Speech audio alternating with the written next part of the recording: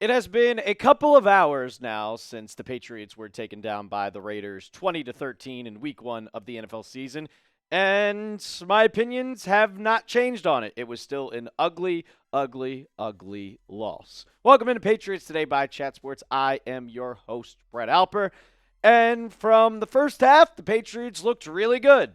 And then the second half, it was kind of, well, we don't make any adjustments. And when Pete Carroll is the head coach of the Las Vegas Raiders, and I'll be honest, Josh McDaniels is your offensive coordinator, it was not a good play calling game for McDaniels as we saw screen after screen after screen after screen. You end up with this final score, and you score 3 points in the second half, and those points came in with about 19 seconds left in the game. So not many high notes of this. There was a couple of winners from this game that we will get into, but a lot, and I mean a lot, of losers. So I'll ask you before we get into it, who was your biggest loser from today's game? I've seen a lot of people during our watch party. Shout out to everybody who tuned in, all 60,000 of y'all.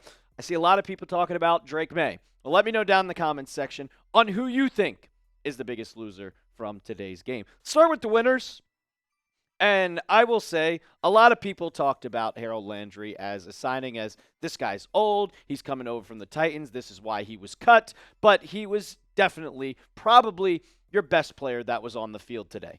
5 tackles, 3 for loss, 4 quarterback hits. He was all over the field getting pressure nonstop. And I mean nonstop.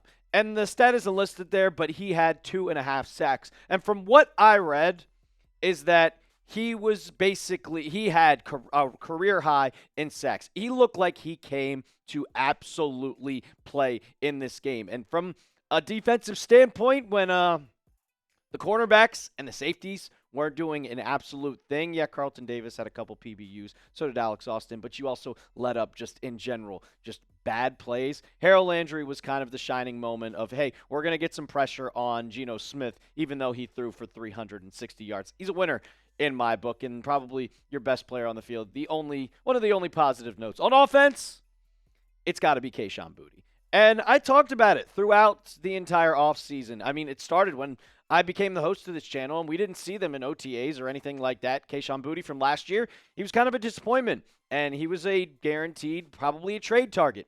Well, he came into training camp, and he looked great. Preseason looked great. And then in the first game of the season, he looked great.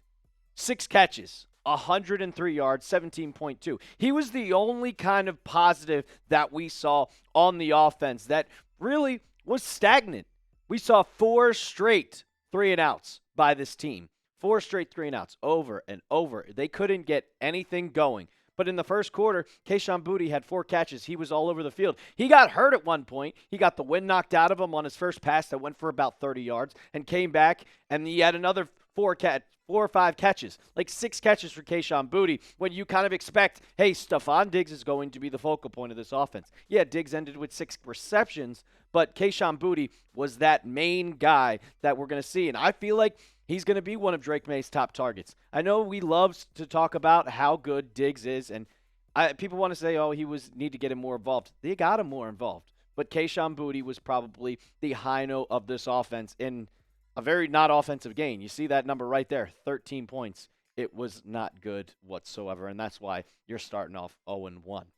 Getting to lose in a second, but you can get this Patriots hoodie right now for 40% off, and it's a hell of a deal. A lot better deal than what we saw on the football field. But I love the Patriots. I'm still going to be repping my gear. I'm still going to be talking about them every single day. And I'm always going to be wearing Patriots gear. Always looking to get more gear. So if you are too, you can get this Patriots hoodie right now. 40% off. Chatsports.com/Patriots hoodie. We'll have that in the comments and description of today's video. Support the Patriots and also support Patriots Today. Losers, I just want to talk about Jaylinn Hawkins. And this is a big thing for me because he was going to be the backup, and I'm fine with him being the backup. He had a sack on the day. He looked solid at some points, but overall he was terrible.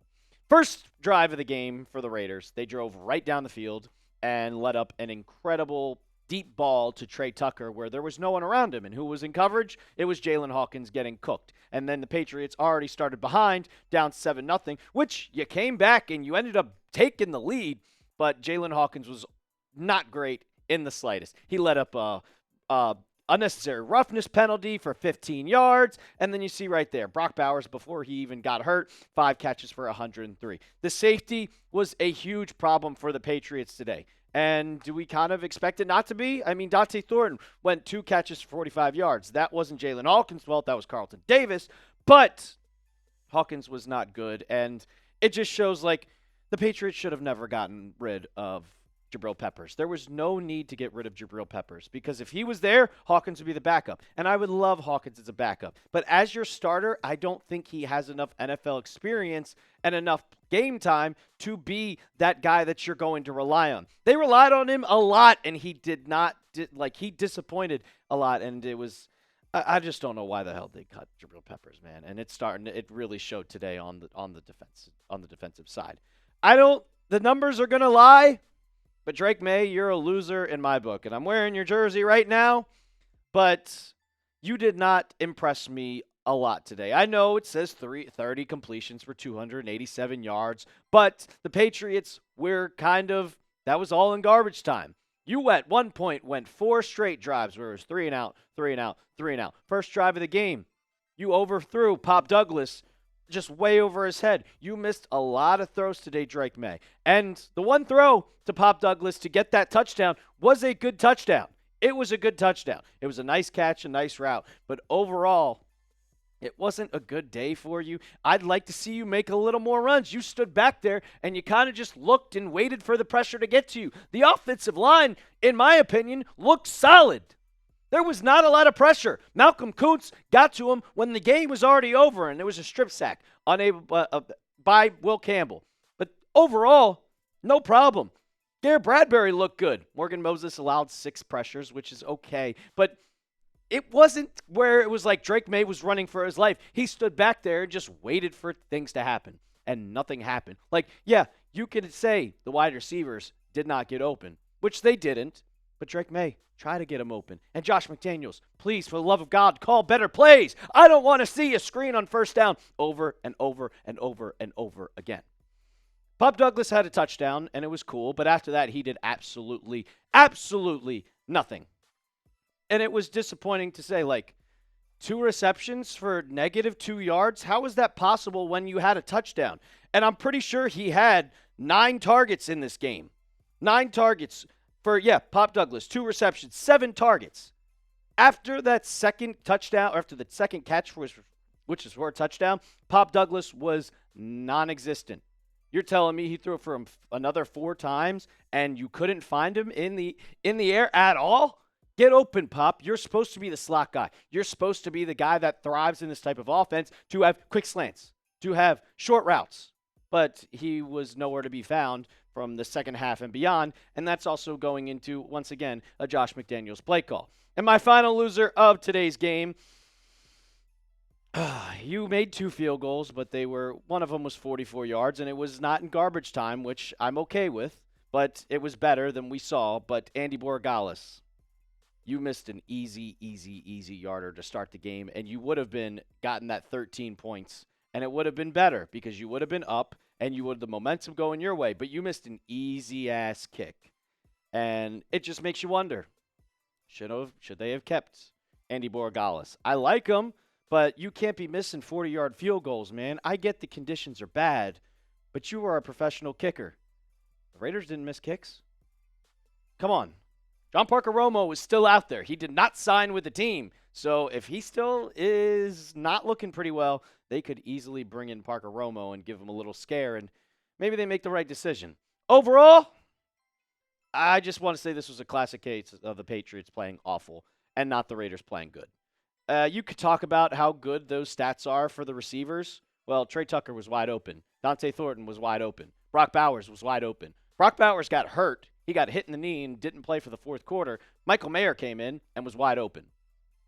It was not like it was tough to play football against this Patriots team. They didn't make it tough.